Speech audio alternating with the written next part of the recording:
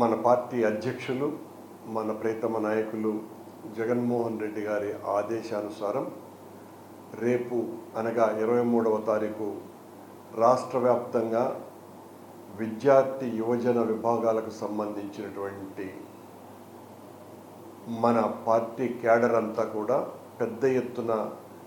ఈ రాష్ట్రంలో గత సంవత్సర కాలంగా చంద్రబాబు గారు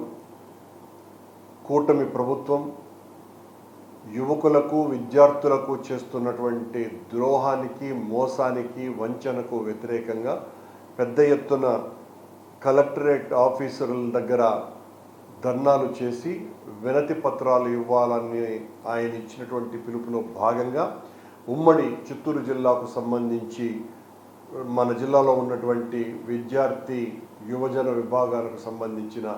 అందరూ నాయకులు అందరూ కార్యకర్తలు పెద్ద ఎత్తున తరలి వచ్చి చంద్రబాబు గారి కూటమి ప్రభుత్వం సంవత్సర కాలంగా వాళ్ళు చేసినటువంటి మోసాన్ని దాదాపు 1,52,000 కోట్ల రూపాయలు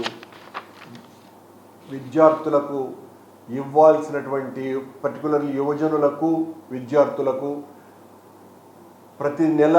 3,000 రూపాయలు నిరుద్యోగులకు ఇస్తానని చెప్పినటువంటి దాన్ని ఒక్క నయా పైసా కూడా ఇప్పటి వరకు ఇవ్వకపోవటము, ఫీజు రియంబర్స్మెంట్ పథకాన్ని అమలు చేయకపోవటము సక్రమమైనటువంటి రీతిలో, అలాగే 87 లక్షల మందికి ప్రతి ఒక్కరికి కూడా ప్రతి బిడ్డకు 15,000 రూపాయల చొప్పున ఇస్తాను అని చెప్పినటువంటి చంద్రబాబు గారు ఈ రోజున దాదాపు 30 లక్షల మందికి కత్తిరించి అతి తక్కువ మందికి ఇచ్చినందుకు డిఎస్సి నోటిఫికేషన్ విషయంలో జరిగినటువంటి అనేక రకాలైనటువంటి అవకతవకలకు, కొత్తగా ఉద్యోగ అవకాశాలు ఏమాత్రము ఇవ్వకుండా ఈ సంవత్సరమంతా మభ్యపెట్టడానికే తప్ప మన పార్టీ మీద మన పార్టీ నాయకుల మీద ముఖ్యంగా మన నాయకుడు జగన్మోహన్ రెడ్డి గారి మీద ఆరోపణలు చేస్తూ మన మీద వ్యక్తిగత దాడి చేయడానికి, మన నాయకులను అందరినీ కూడా జైళ్ళల్లోకి నెట్టడానికి, మన సోషల్ మీడియా కార్యకర్తలందరి మీద దొంగ కేసులు బనాయించడానికి, తద్వారా వాళ్లకు సంబంధించినటువంటి పచ్చ మీడియాలో నిరంతరము మన మీద వ్యతిరేక ప్రచారాన్ని చేయటం ద్వారానే ఈ సంవత్సర కాలమంతా పూర్తి చేసి ఒక్క హామీని కూడా విద్యార్థులకు కానీ నిరుద్యోగులకు కానీ యువజనులకు కానీ నెరవేర్చకుండా పోయినందుకు చెంపపెట్టుగా రేపు మన విద్యార్థి యువజన దళాలన్నీ కూడా పెద్ద ఎత్తున ఆ నిరసన కార్యక్రమంలో పాలు పంచుకోవాల్సిందిగా నేను అందరినీ కూడా విజ్ఞప్తి చేస్తున్నా. ఈ రోజున విద్యార్థులు యువజనులు పోరాట స్ఫూర్తితో ఉండాలి. అలజడి తమకు జరిగినటువంటి అన్యాయానికి అక్రమానికి మోసానికి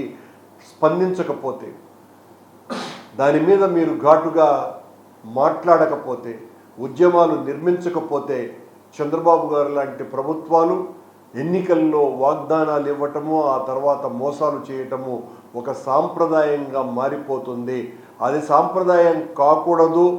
ఎవరైతే ఎన్నికల్లో హామీలు ఇచ్చారో ఆ ఎన్నికల హామీలు నెరవేర్చడానికి చైతన్యవంతమైన ప్రగతిశీల ఆలోచనలు కలిగినటువంటి విద్యార్థులు యువజనులు ఇలాంటి మొండి ప్రభుత్వాల మెడలు వంచటానికి ప్రతిఘటించాల్సినటువంటి అవసరం ఉన్నది. ఆ ప్రతిఘటనలో భాగంగా రేపు జరగబోయేటువంటి మన విద్యార్థి యువజన ఆందోళనలో పెద్ద ఎత్తున యువకులంతా కూడా తరలి రావాల్సిందిగా మిమ్మల్ని అందరినీ కూడా విజ్ఞప్తి చేస్తూ దీన్ని విజయవంతం చేయటం ద్వారా చంద్రబాబు గారి ప్రభుత్వం మీద ప్రజలకు ఉన్నటువంటి ఆగ్రహం, ఆ ఆగ్రహాన్ని విద్యార్థి యువజనులు పెద్ద ఎత్తున సమీకృతం చేసి వచ్చేటువంటి 3 సంవత్సరాలలో పోరాటాలు చేస్తూనే ఉంటాము అన్నటువంటి ఒక భావన, ఒక హెచ్చరిక ఈ